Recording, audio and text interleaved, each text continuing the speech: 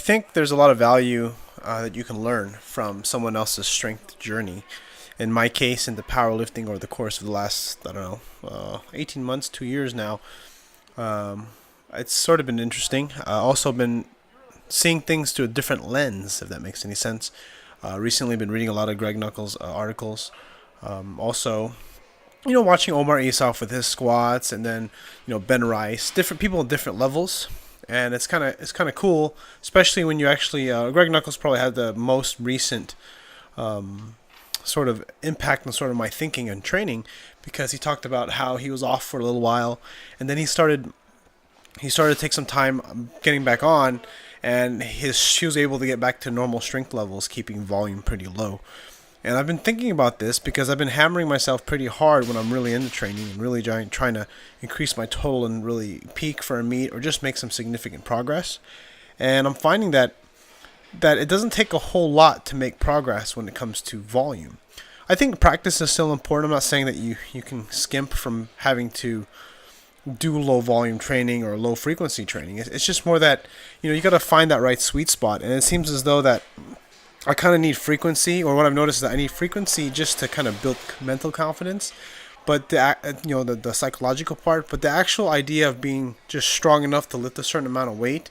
Once I take a deep breath in, I can kind of get in the right groove, and I'm fresh enough. I seem to maintain quite a bit of strength, and kind of what I've been noticing is that it doesn't take a ton of volume. It's really more about the quality of the workouts. But I kind of knew this intuitively from before, but now I'm beginning to actually see it in my results. Whether I train squatting 3 days a week, or I squat once a week, or I squat once every 2 weeks, my squat strength doesn't seem to really change a whole lot. And I guess what I mean by that is it's not so much that the weight will always sort of feel the way it's supposed to feel. 350 will always feel the way it's supposed to feel.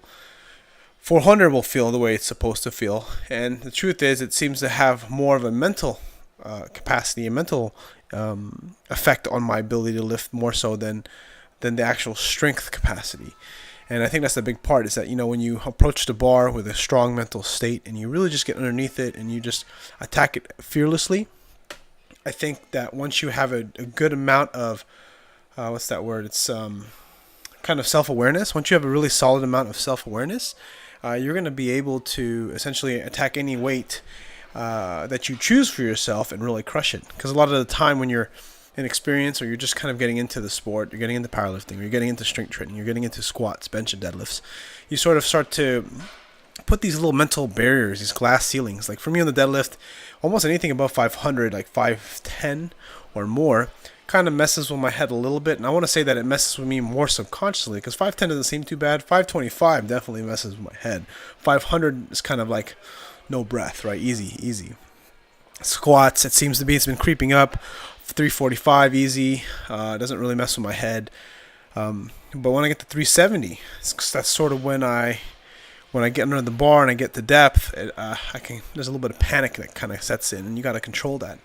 And that's where the volume and sets and intensity and frequency come into play, is that they allow you to build confidence. And that's sort of what it is. I think that for a lot of people that lift, I think the most important part, or one of the biggest parts that's easily neglected, is the mental confidence, whether it be psyching yourself up or just being able to kind of get in the right state.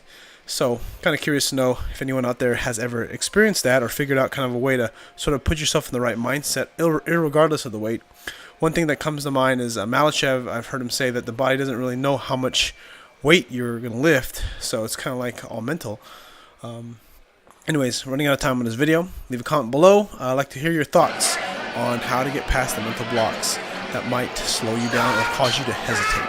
Thanks for watching, and I'll see you guys on the next video.